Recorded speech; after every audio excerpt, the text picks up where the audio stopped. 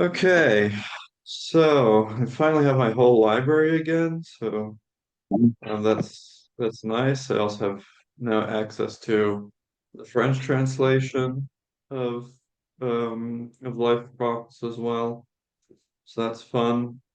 Um, Now we were on paragraph 15, and we started reading it, but we didn't finish it.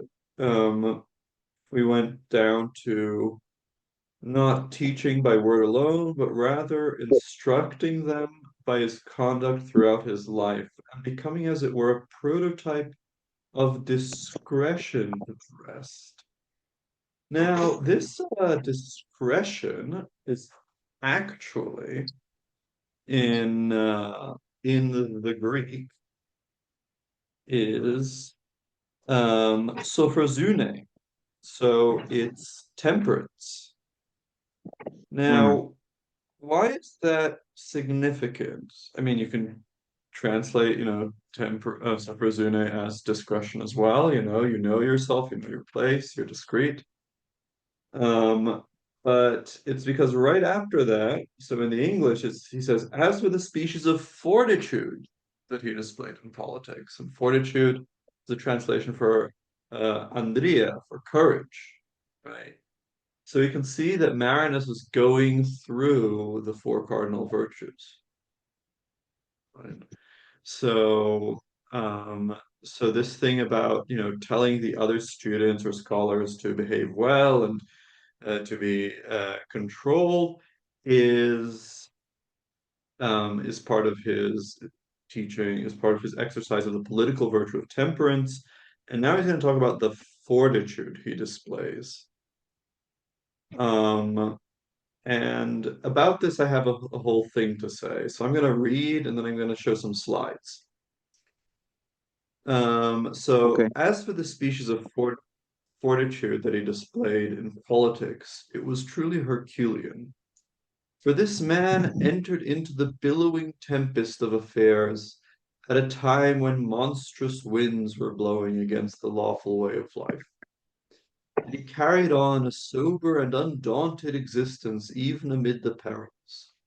And once, when he was critically harassed by certain giant birds of prey, he left Athens, just as he was, entrusting himself to the course of the world, and made the passage to Asia with the greatest profit. Okay, so far. So, what caught my eye here are these monstrous winds. So, the general interpretation of the passage is so we're showing how Proclus was brave, how he was courageous in politics. And here he faced certain monsters, right? And these are called monstrous winds that were blowing against the lawful way of life. And he was harassed by certain giant birds of prey that forced him to leave Athens, right? Um, and Now, um, this is probably problems with Christians, right? Those are monstrous winds that are set up against um, um, proper way of life, the lawful way of life. And however, it's not just monstrous here. What he says is he says that it's typhonic. Okay, so now I'm going to share some slides about Typhon. Because, you know, one way of taking this is just Typhon is a monster, so um he's just calling um the Christians bad names. But I think there might be something more to it. There might be something. Why specifically associate the Christians with Typhon?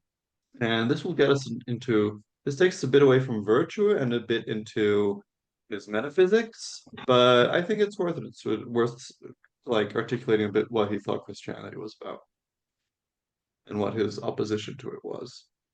So So first I'm going to read the description of Typhon in the Theogony.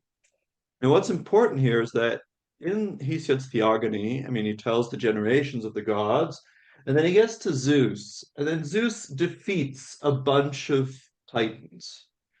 He defeats a bunch of other gods until he establishes himself as king of the world. And Tartarus is the last one. I mean, sorry, Typhon is the last one to be defeated, right? So here, in this translation, he says, now when Zeus had driven the Titans out of heaven, so he's just beat the Titans, he drove them out of heaven, sent them to Tartarus. The huge earth bore as her youngest child Typhus, right? Another word for Typhon, being united in intimacy with Tartarus by golden Aphrodite.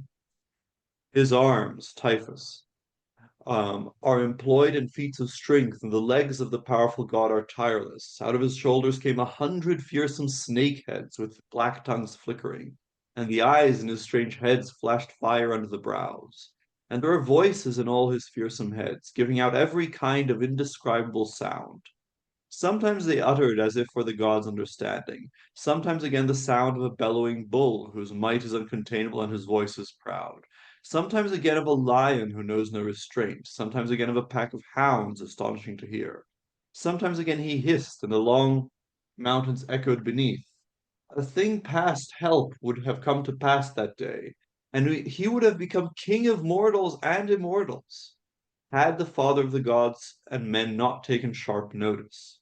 He thundered hard and stern, and the earth rang fearsomely round about, and the broad heaven above, and the sea and ocean's stream, and the realms of chaos. Great Olympus quaked under the immortal feet of the Lord as he went forth, and the earth groaned beneath him. A conflagration held the violet dark sea in its grip, both from the thunder and the lightning, and from the fire of the monster, from the tornado winds and the flaming bolt. All the land was seething, sky and sea. Long waves raged to and fro about the headlands from the onrush of the immortals, and an uncontrollable quaking arose. Hades was trembling, lord of the dead below, and so were the Titans down in Tartarus with Cronus in their midst, at the incessant clamor and the fearful fighting. When Zeus had accumulated his strength, then, taken his weapons, the thunder, lightning, and smoking bolt, he leapt from Olympus and struck. He scorched all the strange heads of the dreadful monster on every side. When he had overcome him by belaboring him with his blows, Typhon collapsed, crippled, and the huge earth groaned. Flames shot from the thunderstruck Lord, where he was smitten down in the mountain glens of rugged Edna. The huge earth burned far and wide with unbelievable heat, melting like tin that is heated by the skill of craftsmen in crucibles with bellow holes, or as iron with its strong substance, when it is overpowered by burning fire in mountain glens, melts in the divine ground by Hephaestus' craft. Even so was the earth melting in the glare of the conflagration, and vexed at the heart of Zeus flung Typhon into broad Tartarus. From Typhon are the strong winds that blow wet, except for the southerly and the northerly and the clearly westerly. For these are from the gods by birth, a great blessing to the mortals, but the other winds blow haphazard on the sea. Falling upon the misty waves, a great bane to mortals, they rage with evil gusts. They blow different at different times, scattering ships and drowning sailors. There is no help against disaster for men who meet them with them at sea. Some of them even on land, the boundless realm of flowers, destroy the fair husbandry of earthborn men, filling it with dust and troublesome refuse. Okay, so what's important here for us? So he is the last of these titanic forces that Zeus has to vanquish. He belongs to Tartarus, right? He's born of Earth and Tartarus. He has all these 1,000 heads that make these 1,000 sounds that have God sounds like gods and like irrational animals. So this reminds us of the many-headed beast, right? Of the Republic. And Typhon is what Socrates compares himself to in the Phaedrus. He asks, instead of asking whether these myths are true or not, I ask myself, am I as, am I as a terrible monster as Typhon, right? And and then it's this uh, so he's defeated by this great battle between Zeus and him, which involves lots of fire, right? Zeus comes down with his lightning and thunder, and um the fire consumes him, and then he and consumes, it seems like, a large part of the world too, and he throws him down into Tartarus. Furthermore, he is then said to cause not the good winds, not good wind, winds that bring rain and things, but bad winds, winds that cause catastrophe at sea, or that ruin crops and things, winds that bring plague.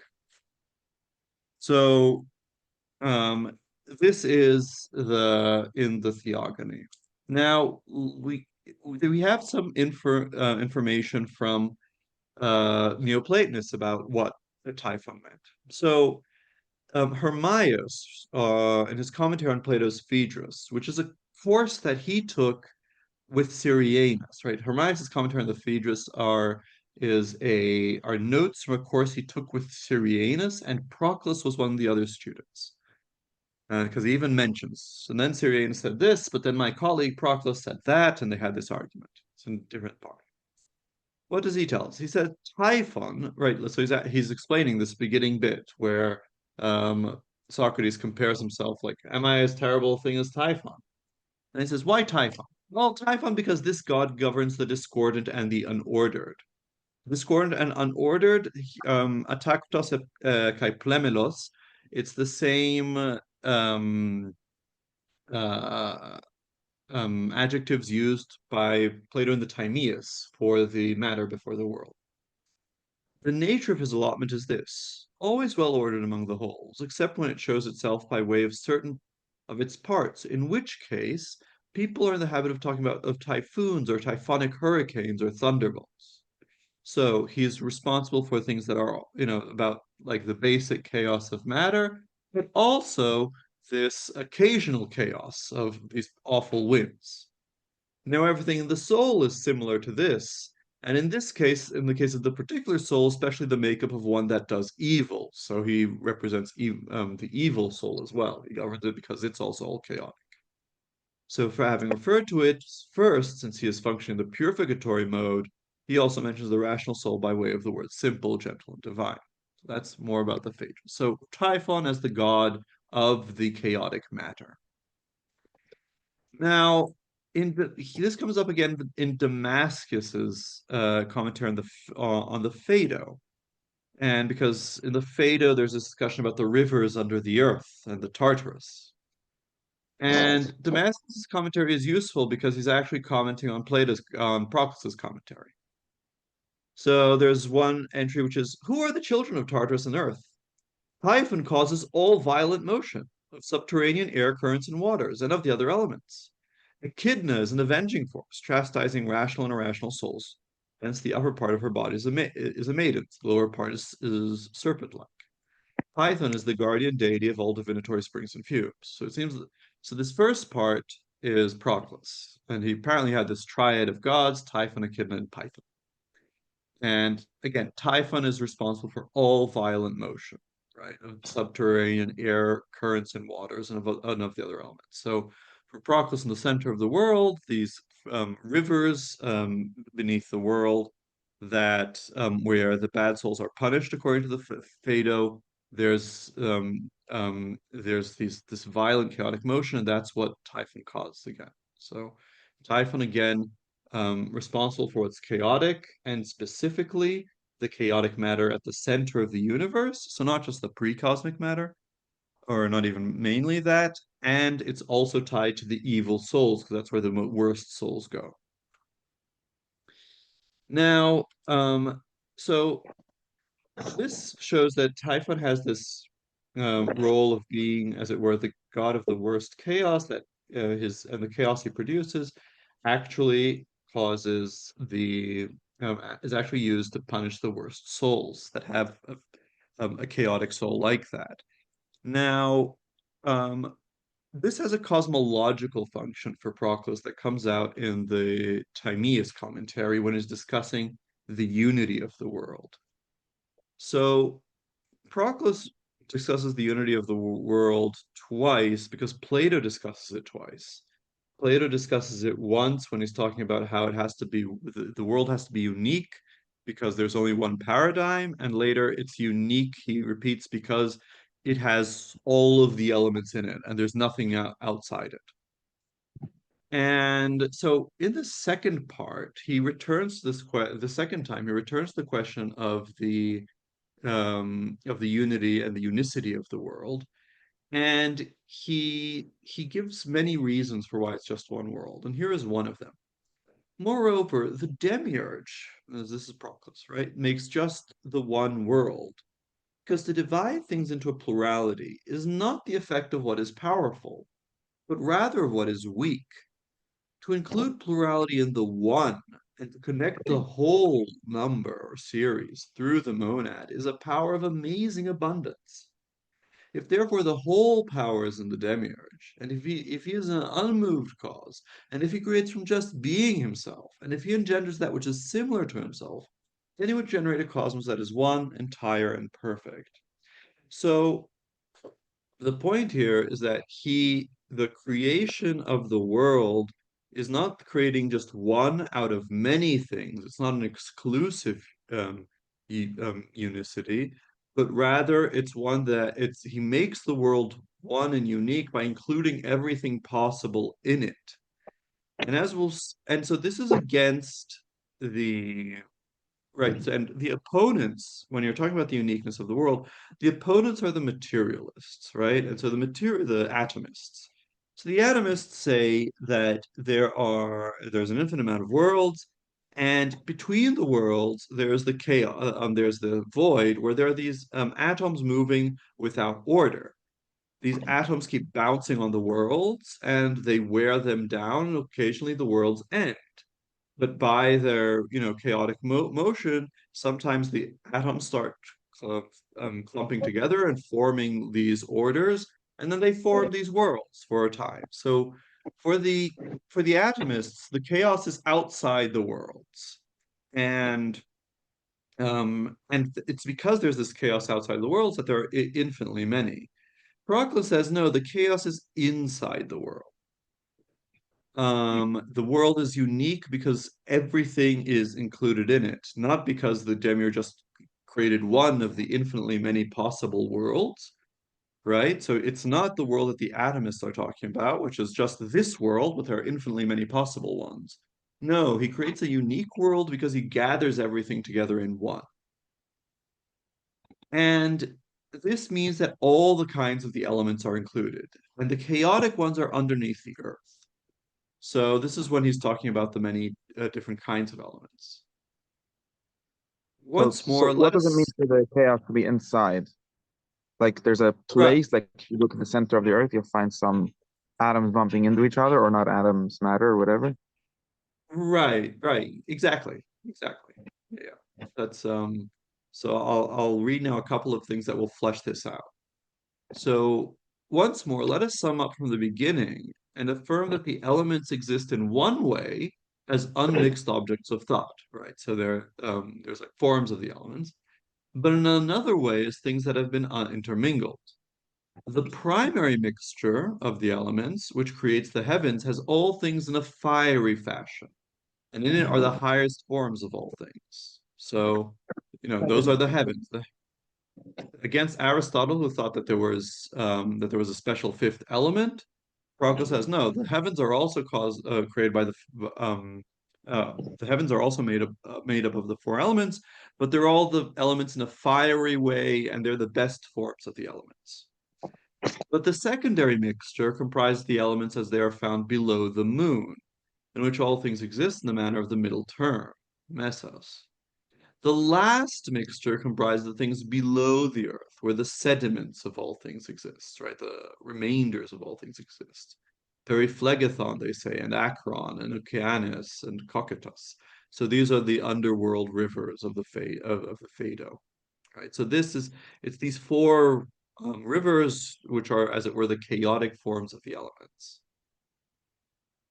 And he returns to this later, and he uses an interesting word. He calls it akosmeton, so unordered or uncosmic, right?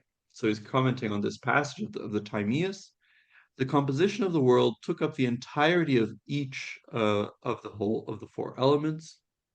The builder built it from all the kinds of fire, water, air, and earth there are, and left no part of or power of any of them external to it. Then he explains, these words relate to what we said earlier, that Plato knew that there are many different grades of fire and water and the other elements, out of all of which the cosmos has been composed. This is the third demiurgic gift to the cosmos.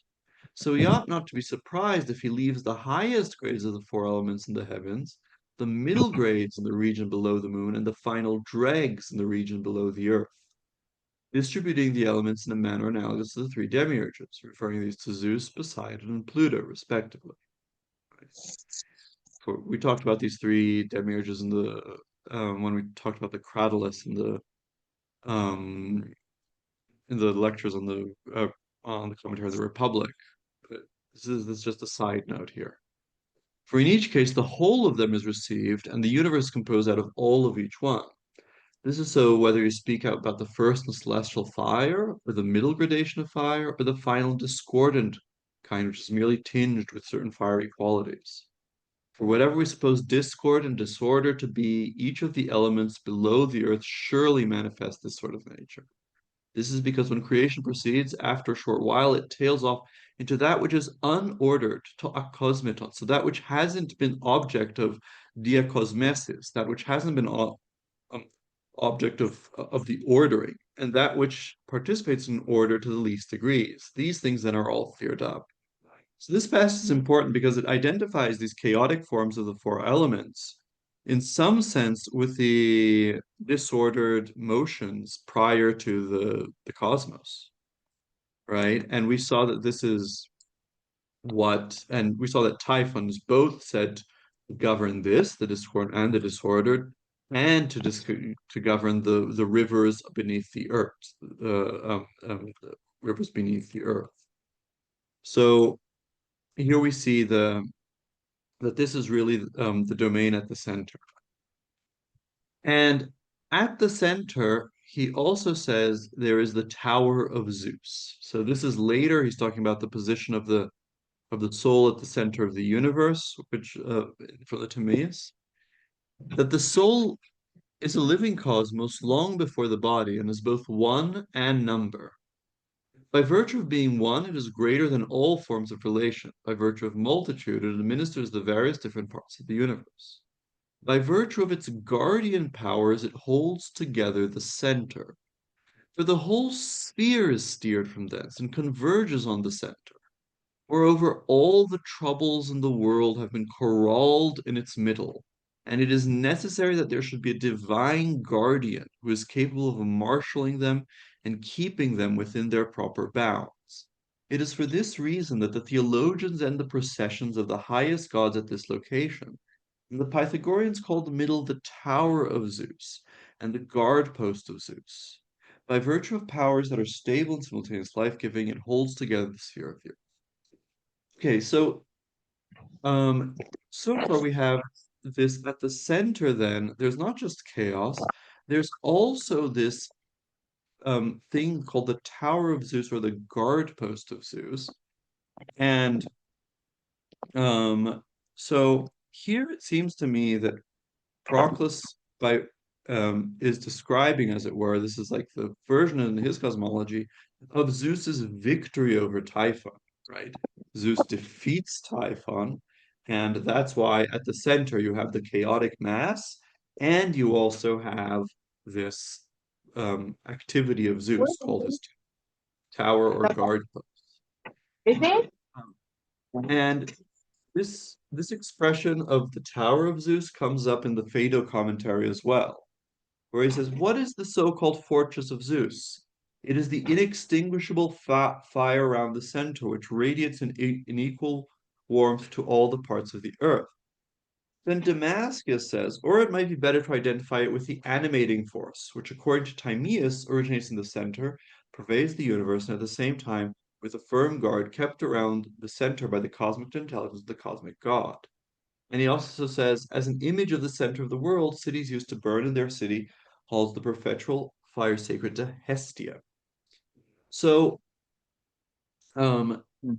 when this interpretation of the fortress of Zeus is actually precisely what um, Proclus is giving here in the Timaeus commentary. So Damascus here is not disagreeing with Proclus; he's just expanding him with stuff that he wrote in somewhere else. And but in any case, the what we have here so is that there's this center of the world where Typhon is defeated, and in its place is actually this guardian force. And this guardian force is what keeps the world unique, right? Defeating Typhon is including chaos in the world. And including chaos in the world is what makes the world unique, right? So that's the importance here of the defeat of Typhon. Because because otherwise the chaos would be outside the world and there would be multiple worlds, so to speak. Exactly. Exactly. The myth of the defeat of Typhon is what shows that, because also the background here is that Zeus is identified with the demiurge, and so his activity of defeating the Titans and the giants and Typhon, that's all seen as part of the creation of the world, the giving order to the world. So, and this is the last bit of the world to be conquered. It's the last, as it were, monster, and therefore it's it's the last bit of chaos. It's the most extreme chaos.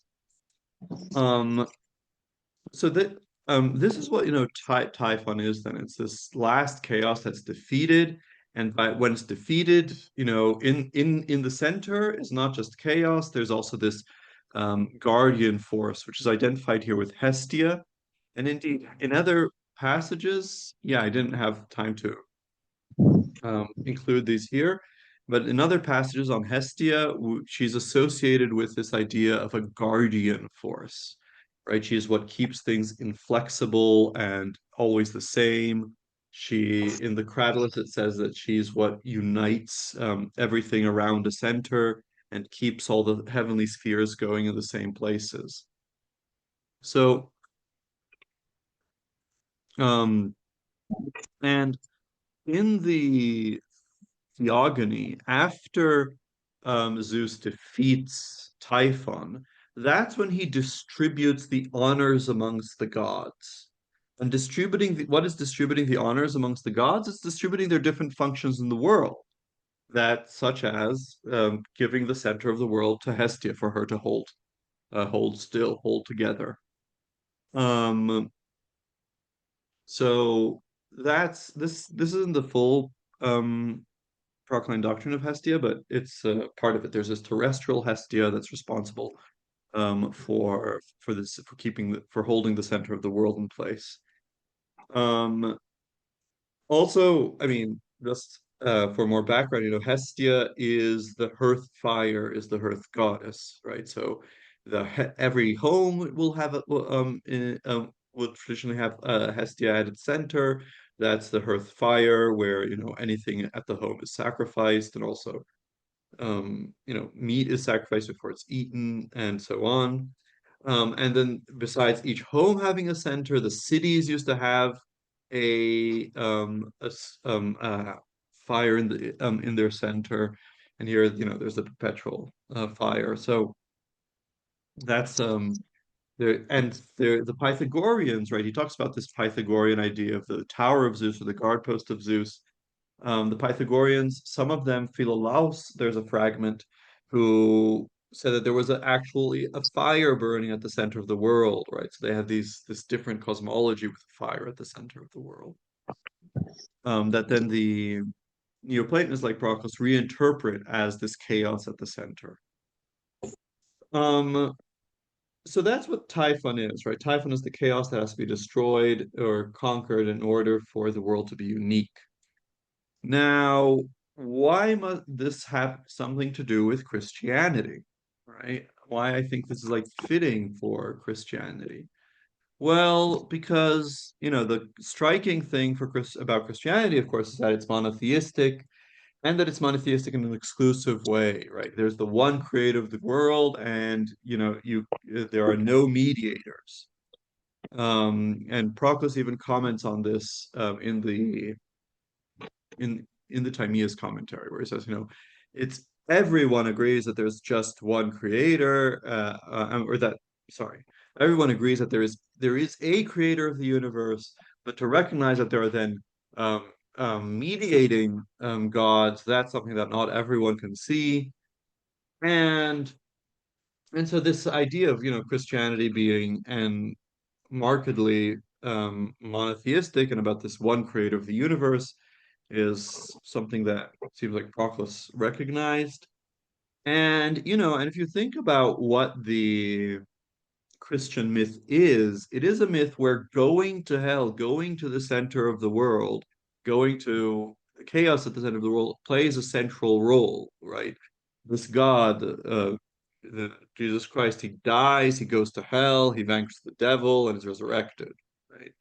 And also, it seems that he controls the devils because Christians expel devils in exorcisms, right?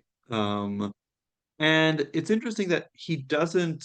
I mean, this is something that would maybe, of course, this is speculative, but something that's striking is that he doesn't go and vanquish the devil the way that Zeus does, coming down with thunder and lightning and so on. He dies, right? He goes down by dying, and that might seem to be a way of something that's makes him more like Typhon in the sense that he's not opposing him so violently. And also there is something in Proclus's commentary on the Parmenides that makes us think that um, since Christianity removed the mediating gods and spirits, then it would promote vice, right? So his commentary Because, on because if you try to go straight away to the highest, you will be thrown off path. This mm, is what he says in the Parmenides commentary.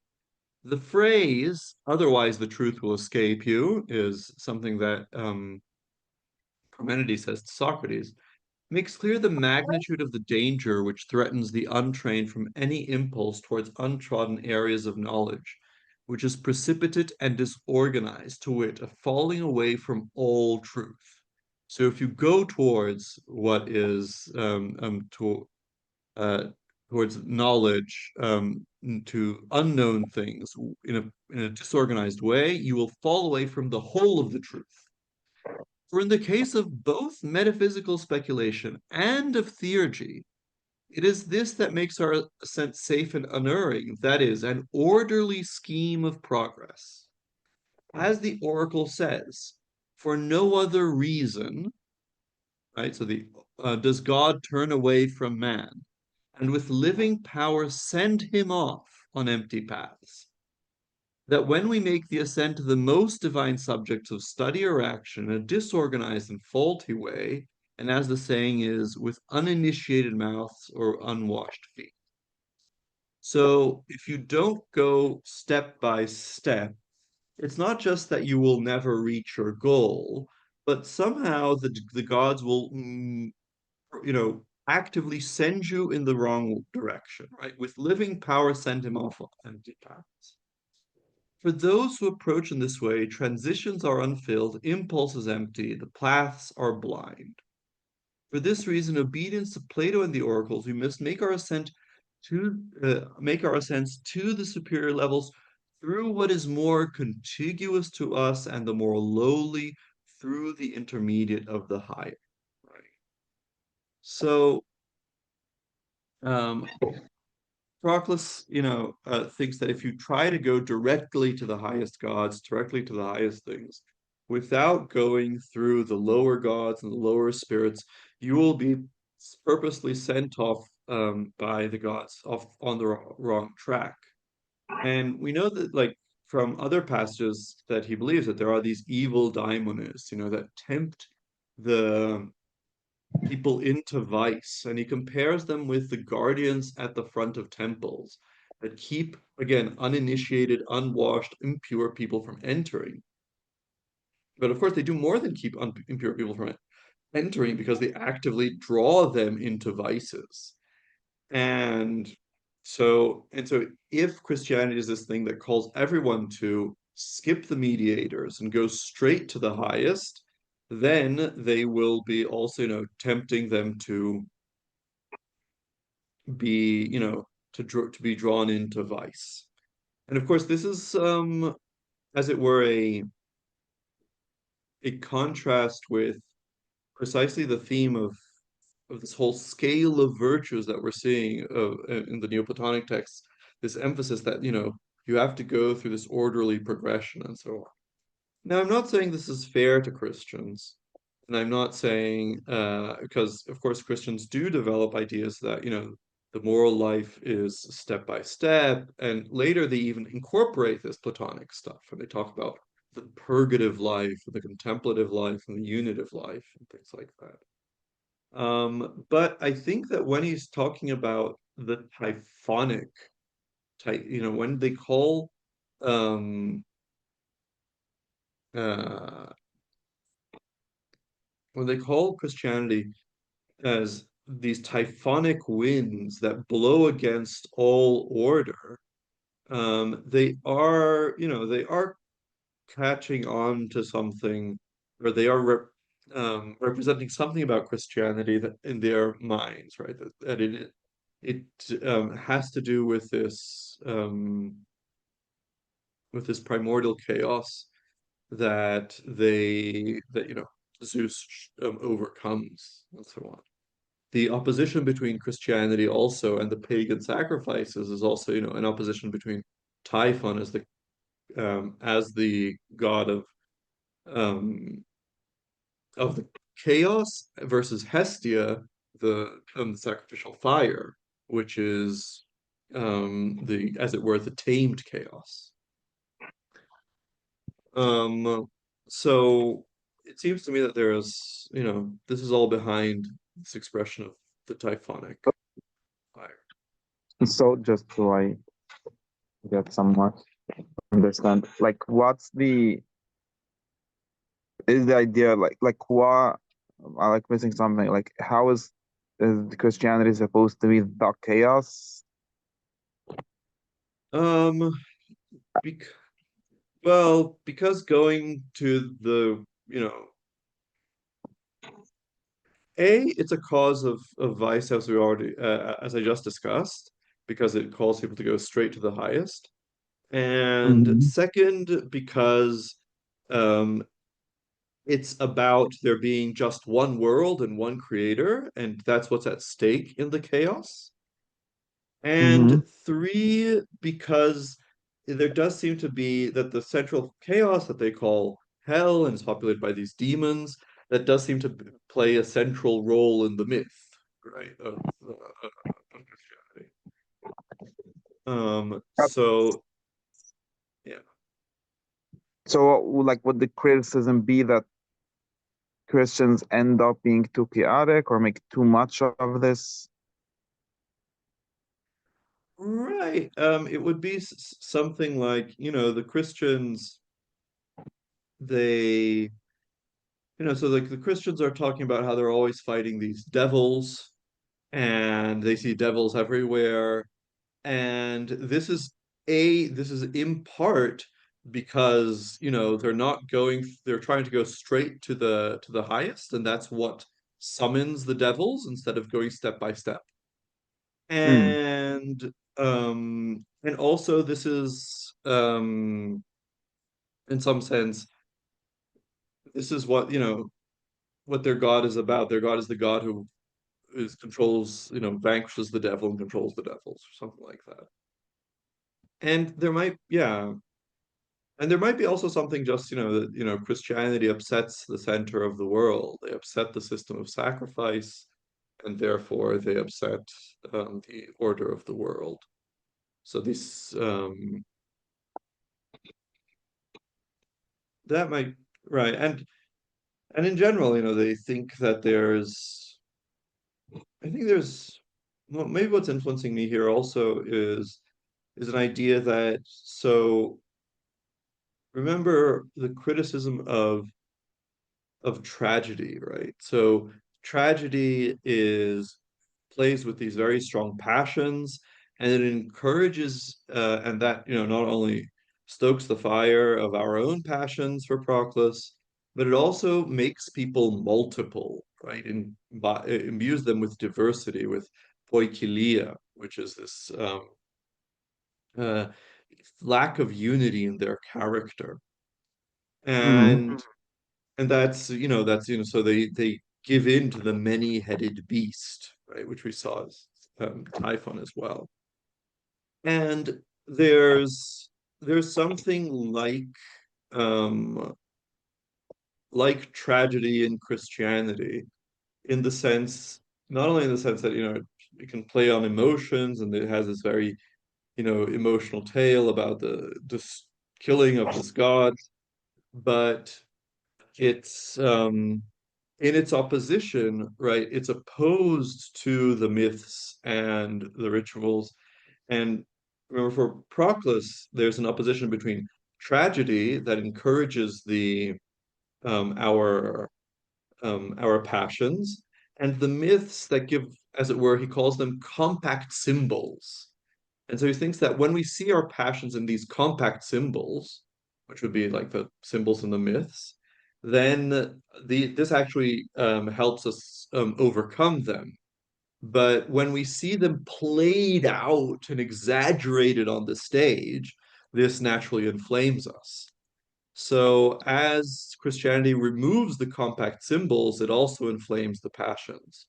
And I think that's something also typhonic about Christianity that he might have in mind.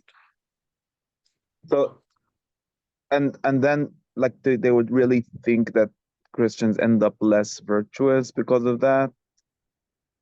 Yeah, yeah. Less virtuous. You can also think about how, there's a certain classism here also about associating Christians with slaves and lower class people and those people who are naturally, I mean, typically thought to be more prone to vices. And and yeah, I guess like the idea is something like Christians, they call people, they tell people like give up everything, go to the desert, live without property and so on. And of course, like a few people do it, but most people they abandon the civic rights, and this makes them worse people. They abandon what's propriety, and this makes them worse. Mm. um so this is also part of the accusation that because he says when at a time when typhonic winds were blowing against the lawful way of life, right? And so yeah, so the Christianity upsets the lawful ordered way. So like people no longer sacrifice, they're not grateful, they don't respect the gods, and this is a means that they're unjust, and if they're unjust, they have then other problems in their souls and so on. Hmm. Yeah. Also think about like the idea that like Julian criticizes Christians in this sense, in the sense that at least you know the Jews, they have all these rules about what to eat and when and what not to eat, and and when to work and so on. But you Christians, you don't even have any of these purity rules. So there's this stereotype of the Christians as gluttons, and um, and things Hmm. like that. Um, so that's just something behind here. The and of course this would all be encompassed of that there's this plague about in the world that like Christianity exists would be explained by Proclus through the more general theodicy of, there have to be bad people for there to be irrational animals, and this is just how the gods are doing it right now. So they're using this Mhm. Christianity in order to make sure that they're all the irrational animals. Mm. But there is a this okay. One another question. This like chaos thing is supposed to be like a physical theory. It's something like you would find it if you would dig a hole in Siberia or something. Or Yeah, yeah, yeah. It's supposed to be a physical theory, and that's also connected with the thing about like winds. And I think the Timaeus commentary, I have to check this, also connects earthquakes to this. So like these chaotic motions at the center of the world, and they also produce things like like occasionally a huge earthquake or something like that. Yeah. Mhm. Um, or you also, you have that I think when a um what was I going to say when you have a volcano erupt, that's part of where all the lava is from. Things like that. Yeah, so it's supposed to be like often in Proclus, it's a physical theory and it's a psychological theory and it's a soteriological theory. Mhm.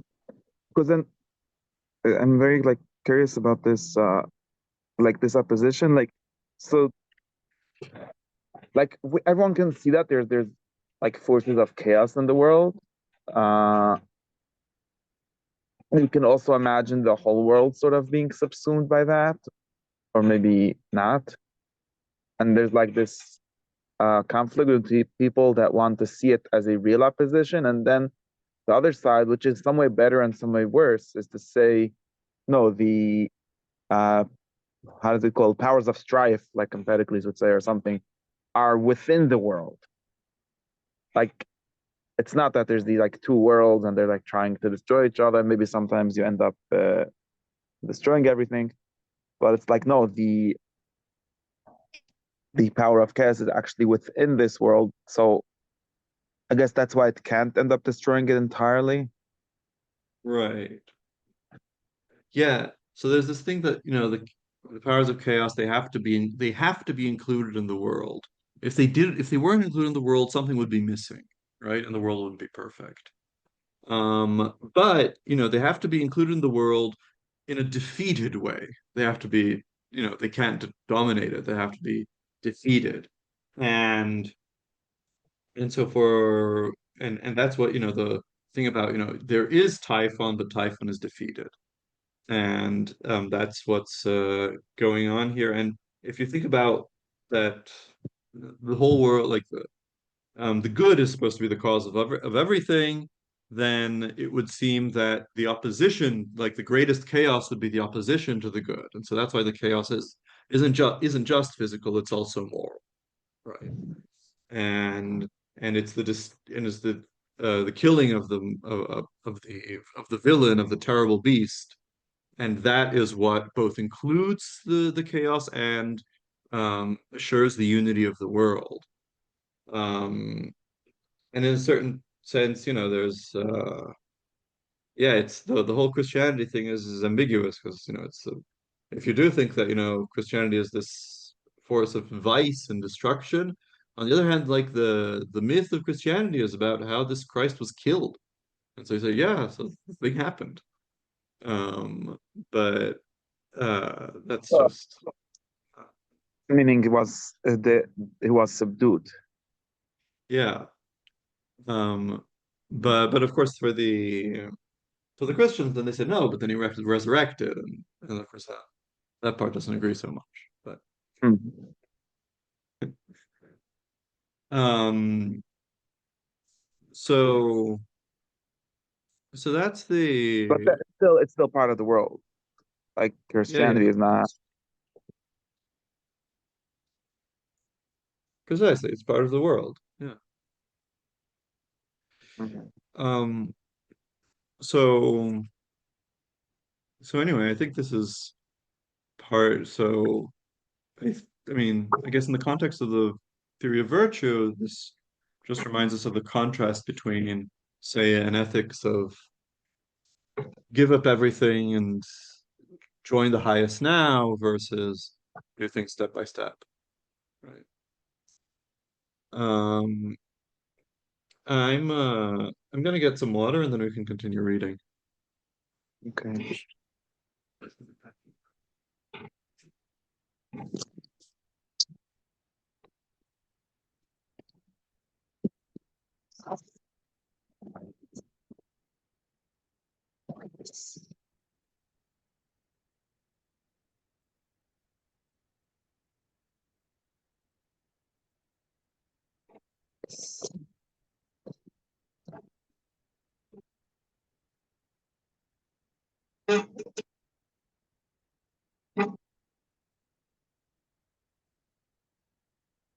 Okay. Do you have more questions Okay. about that? I mean, this is something. Yeah. No, I don't know. I guess the only like people sometimes say these kind of things about Christianity that oh, so you could do whatever you want and then Christ will forgive your sins or something like that. Right. And then that's supposed to be somehow against the virtue or something like that. Yeah. I'd have to look more to see if this already appears, for instance, in Celsus or some other pagan critic. Mhm. I'm not sure that it does. That specifically hasn't, right, and that's not part of the um that's not part of the Christian criticism here yet, although it would agree with it well. You know, Christianity has this generally antinomian thing that, no laws make sense after within the Christ story. But I mean, But it's sort and of and you, because of this like very extreme view of what the good is. yeah, yeah, yeah, because it's so extreme that it's unattainable, and then it can do anything. Yeah,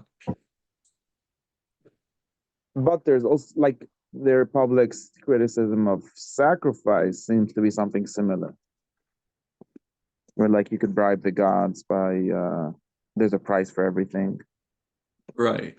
Yeah, yeah. So the criticism of sacrifice is and bribing the gods. Then that also seemed. I mean, the, oh, you're saying that they say the same thing about the pagans, that you can do anything just as long as you have the money to sacrifice or something Yeah. like that.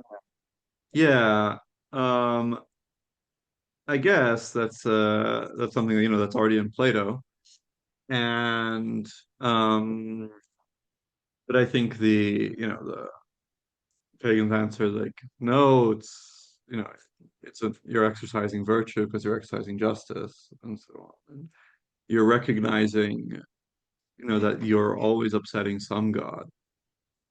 Um and so it's a kind of, I mean, it's like both ways. Like it's um you either have these super high standards, or these perfect standards, and then, oh, I'll just do anything.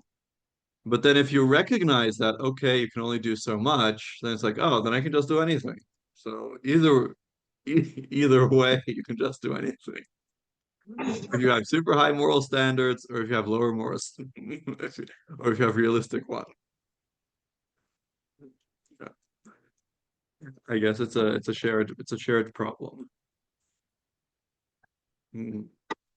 And I guess also, Proclus says things like, he says this about like the myths and the beauty of the world and initiations, um, which is, well, of course people can abuse them, but that doesn't show that they're bad in themselves. And actually, it's good. The gods want people to abuse them so they can become animals. Right. The Proclus also seems to have very serious standards. It just sort of doesn't expect everyone to do them. Yeah, yeah. So he has, like, you can also say that Proclus has super high standards, especially if we're reading this biography and it's supposed to be the ideal life. Right? Proclus is the person who lived the ideal life. We see that it has super high standards. and he doesn't expect everyone to follow them, and actually thinks most people shouldn't follow them, and that's like a big difference. Hmm.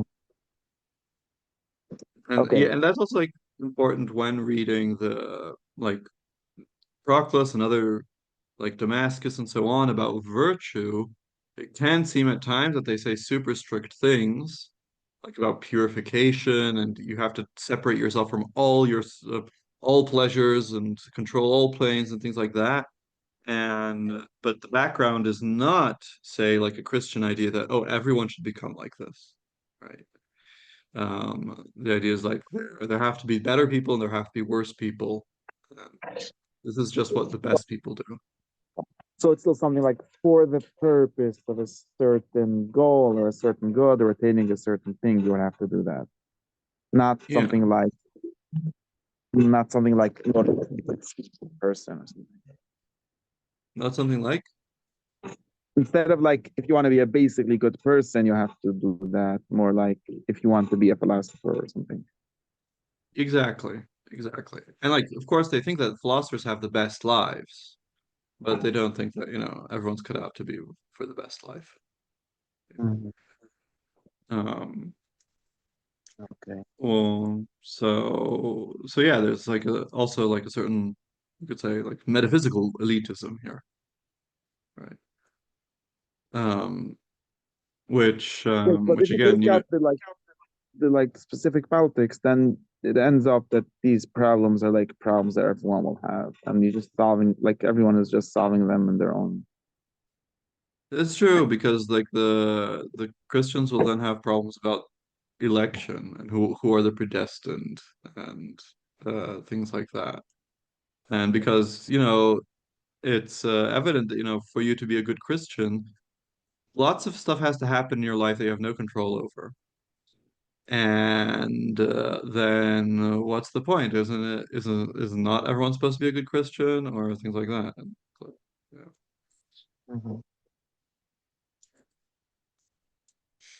Okay, so now we have the Right. I I'm here in read. the middle of this thing, page Right. 79. So Yeah. So because of these Christian troubles, he leaves Athens mm, and he goes to Asia for a period. okay, Um, yeah. You can so you can read from okay, there. four. That's right. For it was in order to prevent his being uninitiated into the more ancient rites still practiced there in Asia, that his personal daimon contrived this pretext for his departure. Okay. Right. There's an interesting thing here that the personal daimon seems to contrive the problems with the Christians, right? But it's a question, oof, how it did that. It could be that it provoked him into angering the Christians, Mm, and then he had to leave, right? So that would be a way. If we're going to stick with this idea that Proclus has a distinction between the daimon and the fortune. The fortune is what's responsible for the outer things. And also he says, just as he was entrusting himself to the course of the world. And so what is the course of the world? In the Greek, it's the revolution of the whole. And so what one moment. Yeah, let me just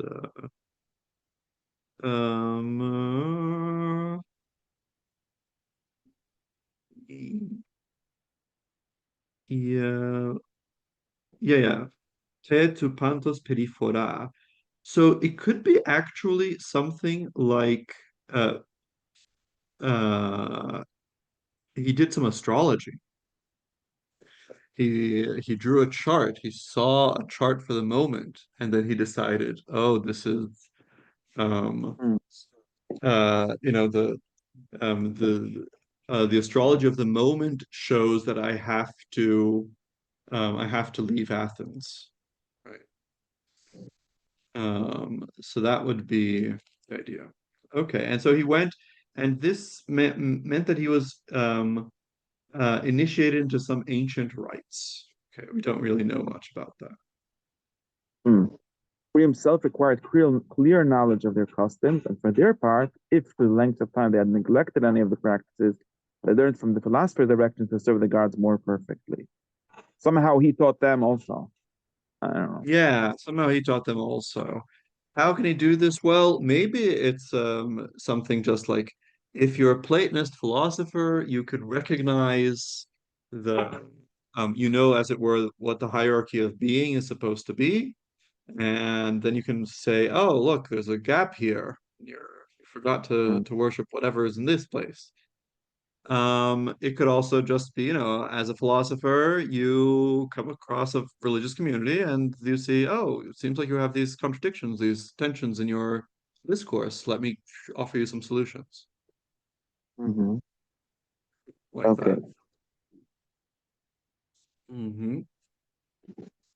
And if he's helping them worship the gods more perfectly, then it could be that he's, you know, he's teaching them the virtues of justice, right? Piety is part of justice. And so that could be like a political virtue he's exercising. Mm-hmm. As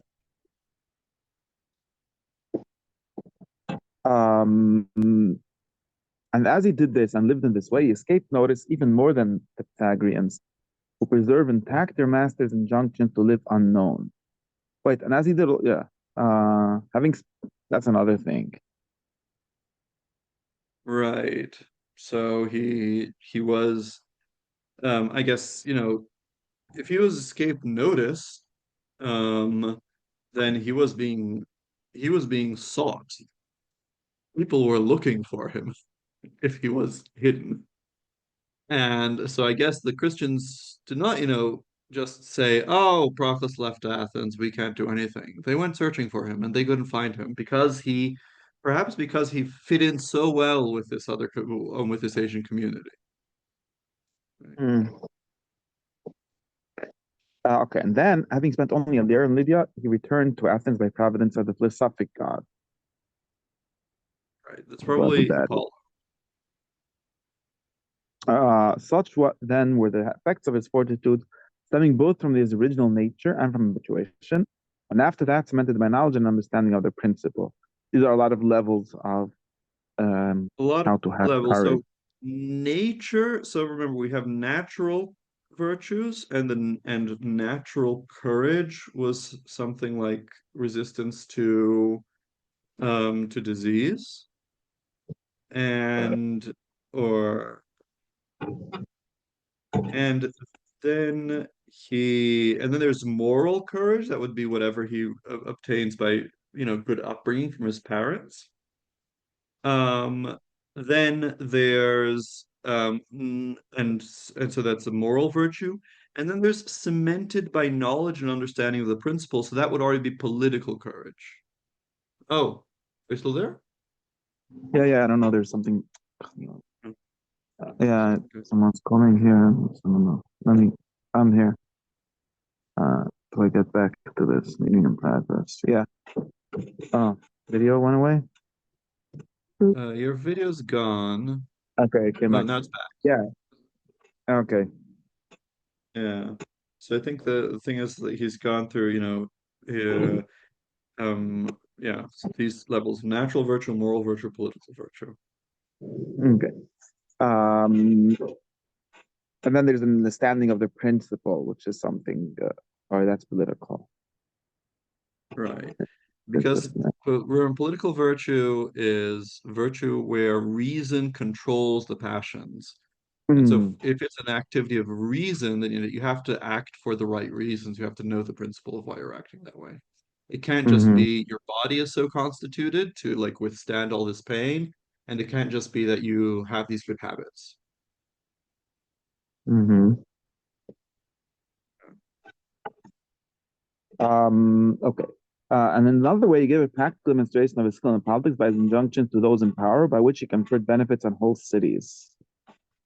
The witness, my claims are the beneficiaries, some of them are Athenians, some Andrians, and some of other peoples.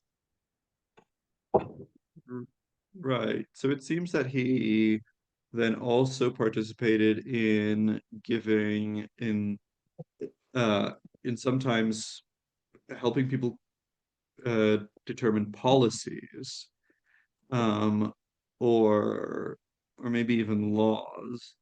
So that would be maybe an example of political wisdom, right? If he's trying to show that he has all the political virtues. Um, Mm-hmm. right. And yeah. So, or maybe, yeah, and maybe he's talking about the political wisdom already when he says that he's doing this all through knowledge, right?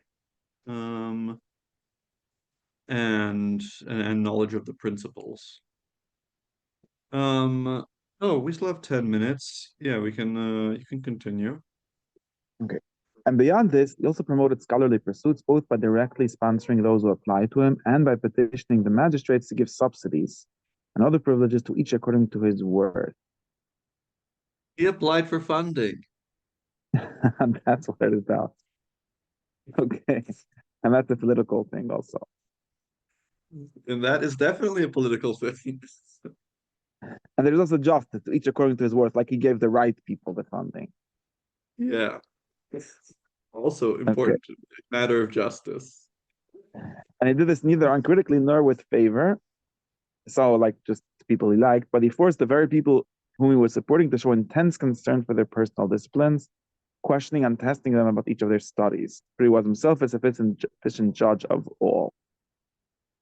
So he demanded yearly reports about what's food. Well, it seems to also like be moral reports or something, like disciplines, or I Yeah, don't know, I guess this means studies. yeah. So I mean, I mean, this is certainly part of him as head of the Platonic Academy. So people come to study at the Platonic Academy, and he was from a very well-off family. So probably, he was mostly maintained during his whole education from because of his family's wealth. But of course, not everyone who came to the academy was from such a family, and you had to get money to keep these people studying. Um, yeah, Mm-hmm. and, and this is a passage that I discussed in the class about his natal chart because he has Mars in Capricorn. So he has the martial, hot-tempered, but ruled by Saturn, which has to do with control and strictness. And so it's him being a judge of other people and testing them is very Mars and Capricorn. Mm-hmm. And if he found anyone to slacken his calling, he rebuked them severely, so that he seemed rather hot-tempered and too competitive, being at the same time willing and able to judge everything correctly. He was indeed competitive, but in him competitiveness was not a passion as in others. No, virtue and the good were the only objects of competition for him. And it may be that no great thing would occur among human beings without this sort of activity. This is almost like Hegel's Yeah, yeah, and it's yeah, no great thing in the world is accomplished without passion. It's also, of course, like partly him being a hagiographer and a biographer, and I guess people know that Proclus was hot-tempered. People Mhm. know that Proclus was strict, and he has to give an explanation for this in the best light. And he said, "Well, but it wasn't a passion; it was always for the good." It wasn't just that he was reacting to something. And and again, this is has to do with Mars being very prominent in his chart. Oh, Mhm. one moment. There's a something happening here in my house. I don't know what it is.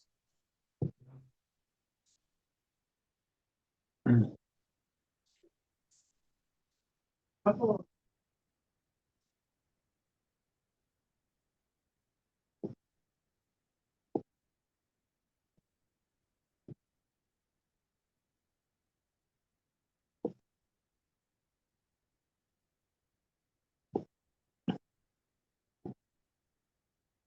wind knocked the door so much that the handle flew off.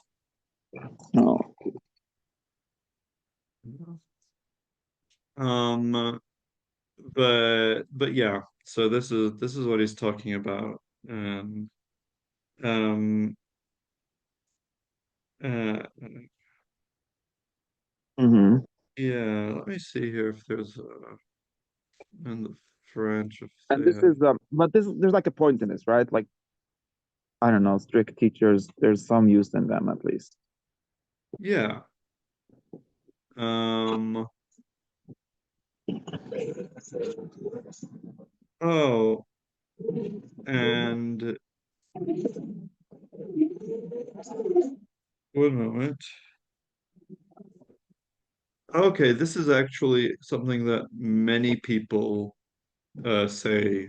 Um, Cicero, Juvenal, there are many this is a common sentiment that without passion you can't do anything great. Hmm. And then also this I don't know what this is called. Basically the thumos thing, right? Right. Yeah, so the idea and this um thing that's translated as competitiveness is philotimia, is love of honors, right? Hmm. So it's right, and which is precisely what thumos is about in Plato's Republic. Hmm. And when he says right after that he was hot-tempered, that the word there is thumoeide, right? He was Hmm. uh, um, right. Mm, Okay. And he was indeed hot-tempered, that I do not deny. I'm just going to finish reading. But at the same time, it was kindly, for it was easily soothed, and in the very statement of his verdict, he displayed a heart of wax. From that moment, so to speak, he melted, and his fellow feeling induced them both to benefit the man himself and to appeal to the magistrates on their behalf.